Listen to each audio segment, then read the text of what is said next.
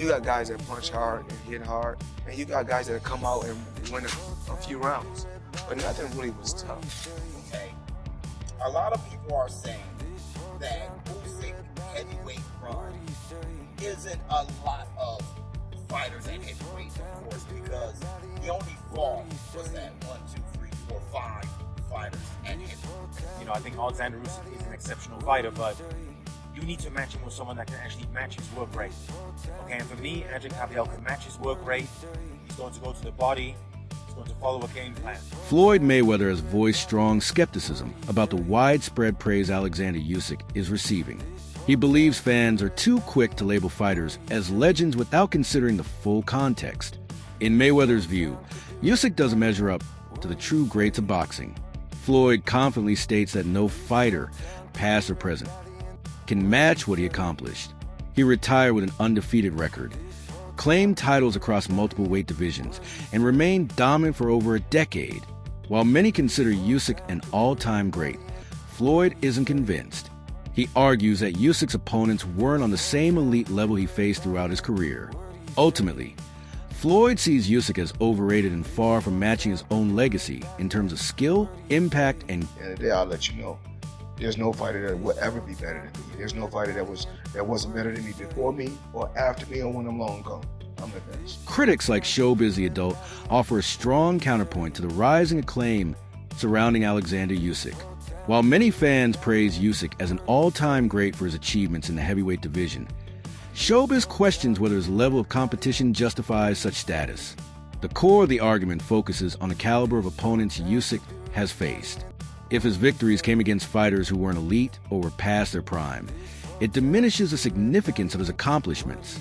Aside from Tyson Fury, widely regarded as a top-tier heavyweight, most of Usyk's opponents lacked the legendary reputation needed to place him alongside all-time greats like Muhammad Ali or Evander Holyfield. That Usyk heavyweight run isn't a lot of fighters at heavyweight, of course, because the only flaw was that 1, 2, 3, 4, 5 fighters at heavyweight. But they saying that it's full of quality, right? I want you to understand, full of quality. Witherspoon isn't an all-time great heavyweight. His brother Tim Witherspoon, you can argue, but Chance Witherspoon, no.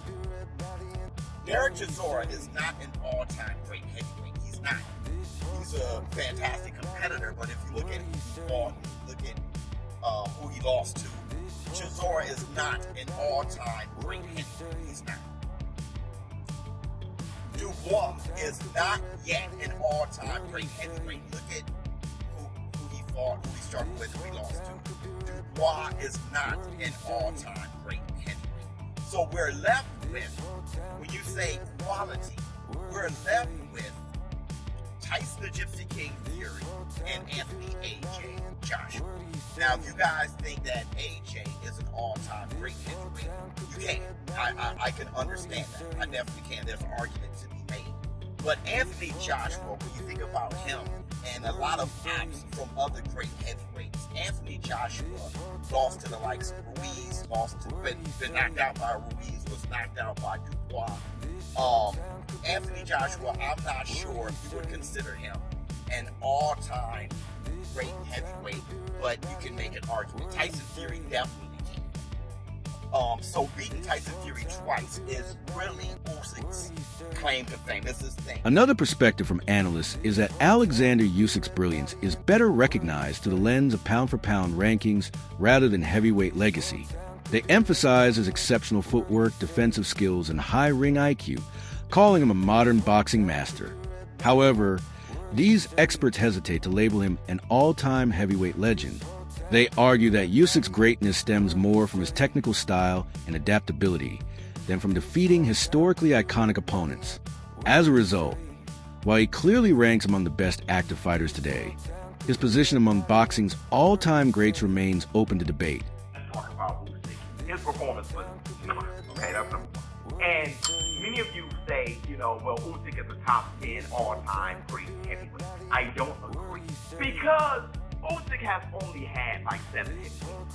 Is very stacked within those 7 fights, but really it's hard to put him past people who's had 30 plus, 40 plus fights and just had a career, a great all-time career at heavyweight. But what I can say is that Oleksandr Usyk is one of the greatest fighters, pound for pound ever. And I put him on my Mount Rushmore today. So I don't have him as an all-time great heavyweight. But I do have him as an all-time great pound for pound fighter. And where do I put him there? Pretty damn. Critics argue that many of Oleksandr Usyk's opponents fell short not because he was unbeatable, but because they failed to use their own skills effectively. Several had rematches, yet still couldn't adapt or adjust their game plans. Analysts suggest that fighters like Michael Hunter or Joe Joyce, who have shown sharper ring awareness and strategy, might have presented a greater challenge. A key insight is that very few heavyweights are prepared to match Usyk's movement, timing, and tactical intelligence. As a result, many entered the ring without a clear strategy, allowing Usyk to control the fight with relative ease and making the bouts appear more one-sided than they might have been. A bit harsh on Daniel Dubois after the fight, and I actually think I'm, being fair in being a bit harsh on him.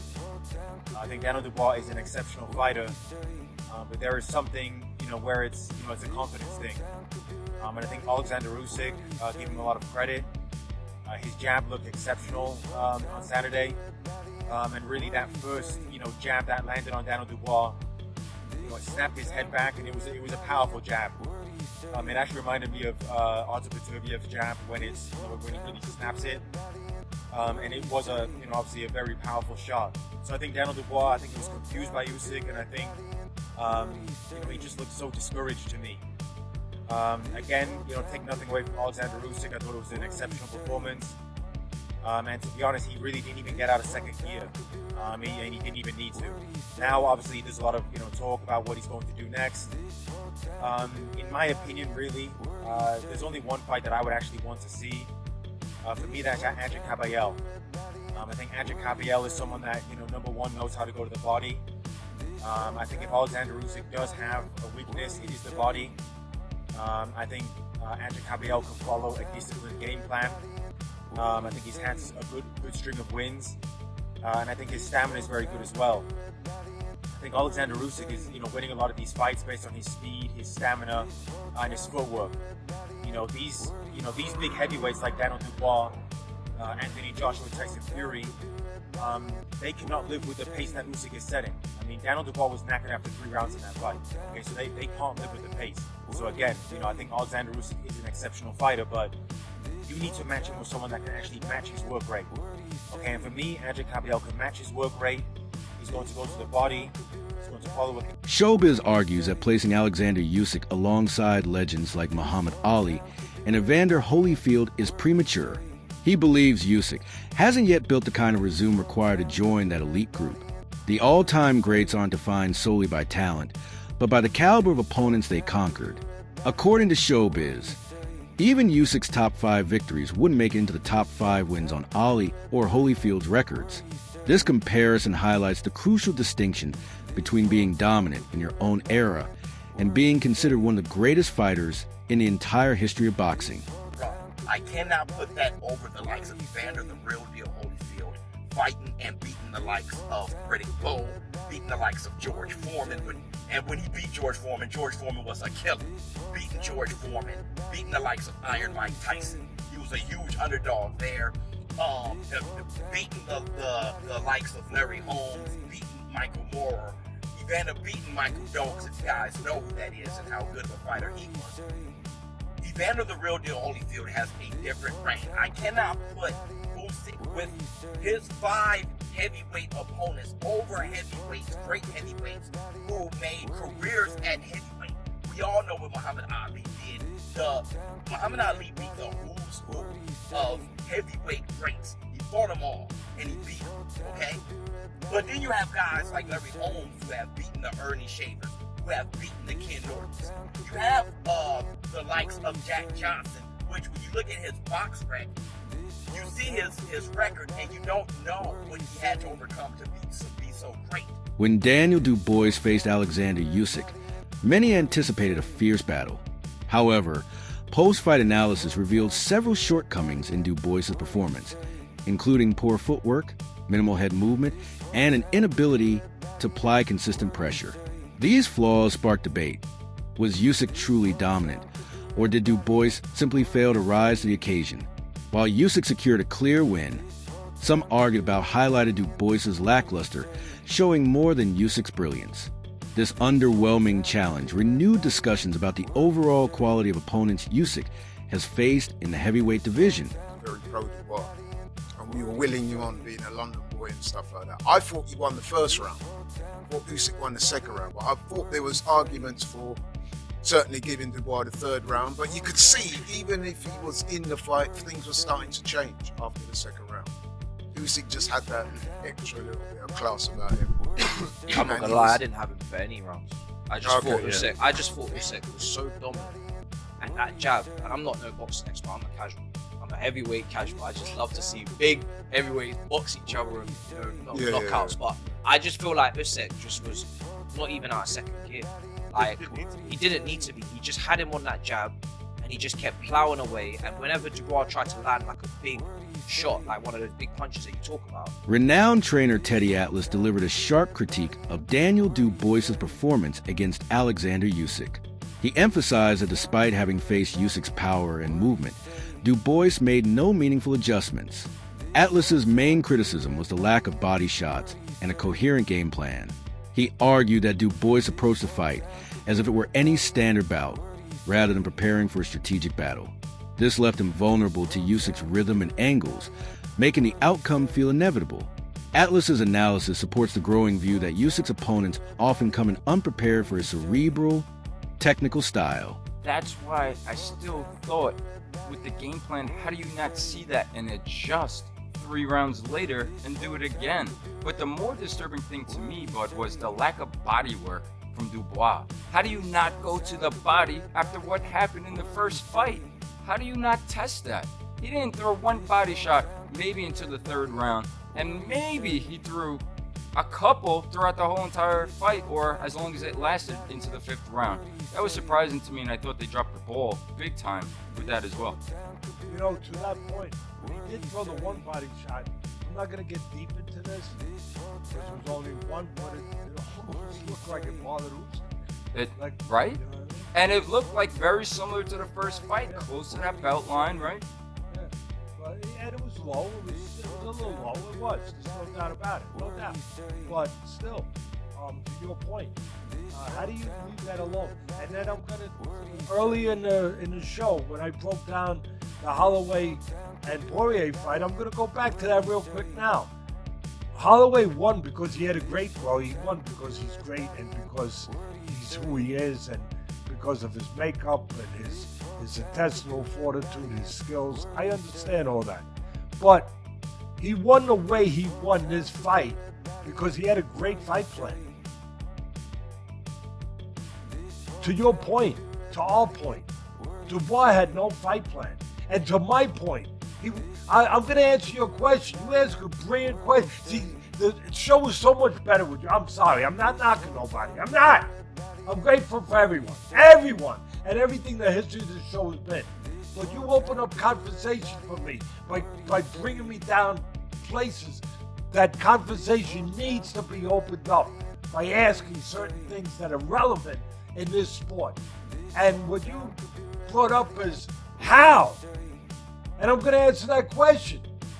How do you not have a better fight plan? How do you not adjust when you made those mistakes in the 2nd and 3rd round that Dubois made, reaching in? You see the guy stepping out. You see he's setting traps. How do you not adjust to that? I'm going to answer it, bud. Part of the thing that is Dubois is that what I was explaining before about being awkward, about being, a guy that kind of like,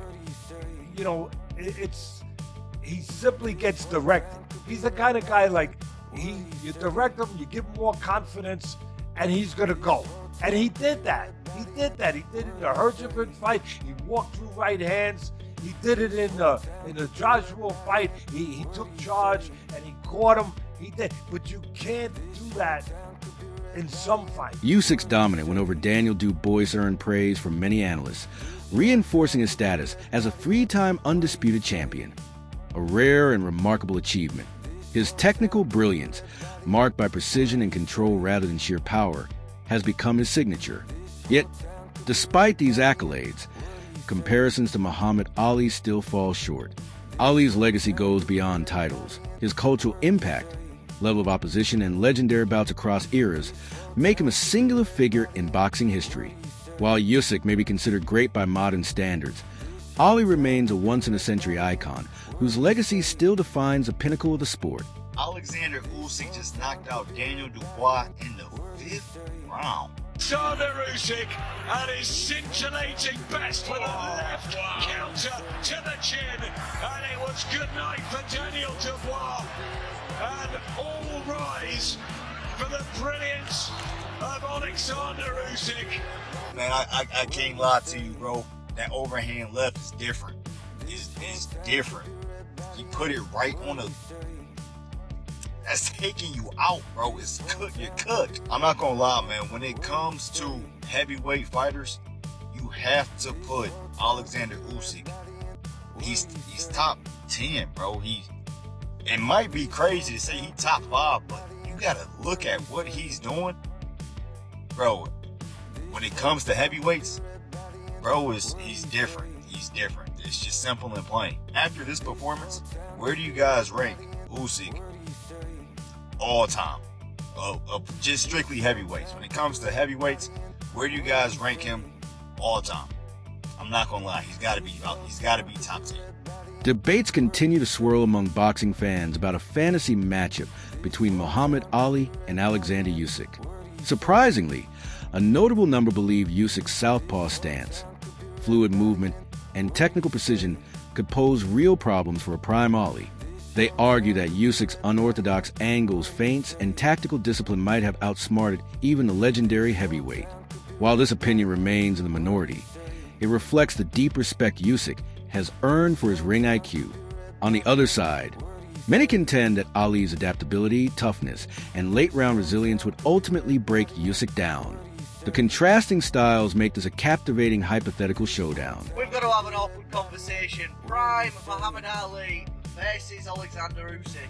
Who wins this fight? The tale of the tape, both men are pretty much just about the same. Not entirely sure on the birthday thing though, someone can go fact check that one. And Usyk did actually weigh heavier than 220 pounds when he fought Daniel Dubois. But regardless of that, the two absolute legends of the sport, who would win this? Now, for me, if I'm honest with you, man, this is going to be a real hot take, but I think Usyk wins this, you know. I love Muhammad Ali. He's one of my favourite boxers of all time to watch. I can still go back and watch most of his fights now and enjoy them. He was definitely ahead of his time. But when I watch Oleksandr Usyk and the way that he boxes and, you know, the way that sort of Soviet style, that Ukrainian style now, has come on over the years, the fact that most of Muhammad Ali's opponents were of a similar size, similar weight to him, whereas Oleksandr Usyk is giving away a lot of weight against a lot of his opponents, still coming out and dominating them. I think Usyk does it.